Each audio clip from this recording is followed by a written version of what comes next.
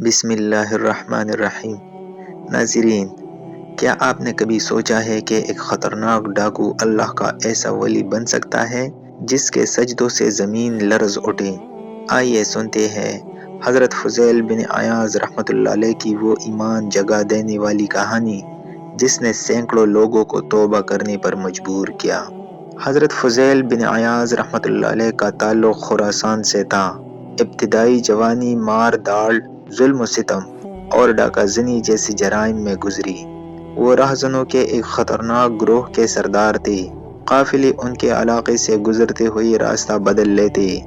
ان کا نام سن کر شہر کے دروازے بند کر دی جاتے، لیکن صرف طاقتور ہی نہیں، وہ بظاہر ظریف، خوبرو اور باتوں میں نرمی رکھنے والے انسان تھے۔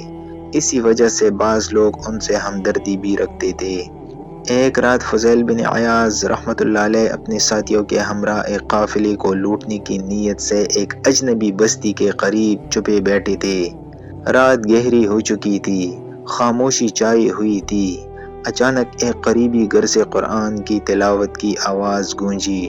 قاری نے سورہ حدید کی یہ آیت تلاوت کی: أَلَمْ يَأْنِ لِلَّذِينَ آمَنُوا أَن تَخْشَعَ قُلُوبُهُمْ لِذِكْرِ اللَّهِ۔ کیا ایمان والوں کے لیے وہ وقت نہیں آیا کہ ان کے دل اللہ کے ذکر کے لیے جھک جائے؟ یہ آیت سن کر فضیل رحمۃ اللہ علیہ کے دل میں ایسی لرزش پیدا ہوئی گویا صدیوں کی سختی ایک لمحے میں پگھل گئی ہو۔ انہوں نے خود سے سوال کیا: فضیل، تم کب تک اللہ تعالیٰ کی نافرمانی کرتے رہو گے؟ کیا اب بھی وقت نہیں آیا؟ اور وہی لمحہ حضرت فضیل رحمۃ اللہ علیہ کی زندگی کا موڑ بن گیا۔ اس لمحے میں وہ ڈاکو نہیں رہے، بلکہ وہ بننے لگے وہ شخص جس کا نام آج ولیوں کی فہرست میں لکھا جاتا ہے۔ فضیل رحمۃ اللہ علیہ اس آیت کو سنتی ہی تڑپ اٹھے۔ ڈاکہ ڈالنے کی جگہ وہ قریبی ویرانے میں چلے گئے۔ پوری رات ندامت کے آنسو بہاتے رہے۔ سجدے میں گر کر کہا: اے رب، میں نے تیری زمین پر گناہ کیے، تیرے بندوں کو لوٹا، لیکن آج میں تیرے در پر آیا ہوں، کیا تو مجھے معاف کرے گا؟ وہ رات، وہ سجدہ، وہ گریہ وزاری اللہ کی بارگاہ میں مقبول ہوئی۔ صبح ہوئی تو فضیل بن عیاض رحمۃ اللہ علیہ نے اپنی تلوار، مال و دولت سب چھوڑ دی۔ اپنے ڈاکو ساتھیوں کو بلا کر اعلان کیا: آج کے بعد فضیل ڈاکو نہیں، اللہ کا بندہ ہے، جو چاہے مجھ سے میرا مال لے جائے، لیکن اب میں صرف رب کا بن چکا ہوں۔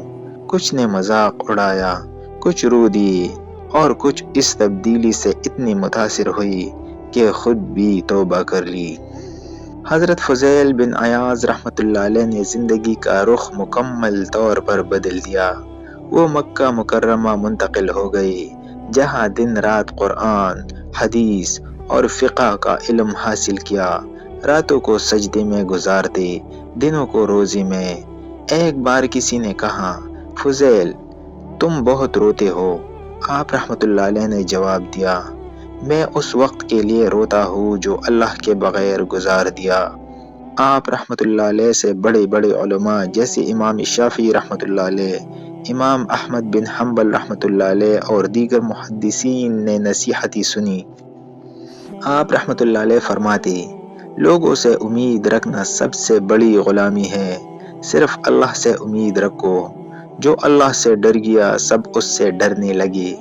آپ رحمۃ اللہ علیہ کی صحبت میں بیٹھ کر سخت دل نرم پڑ جاتے، گنہگار توبہ کر لیتے۔ حضرت فضیل بن عیاض رحمۃ اللہ علیہ کی وفات 187 ہجری میں مکہ مکرمہ میں ہوئی۔ آپ کو وہیں دفن کیا گیا۔ آج بھی ان کے مزار پر اللہ والے حاضری دیتے ہیں۔ حضرت فضیل بن عیاض رحمۃ اللہ علیہ کا واقعہ ہمیں یہ سکھاتا ہے کہ توبہ کا دروازہ ہر وقت کھلا ہے، بس ایک لمحے کی توجہ، ایک آیت کی چمک اور دل کی نرمی درکار ہے۔ اللہ سے لو لگانے والا کبھی رسوا نہیں۔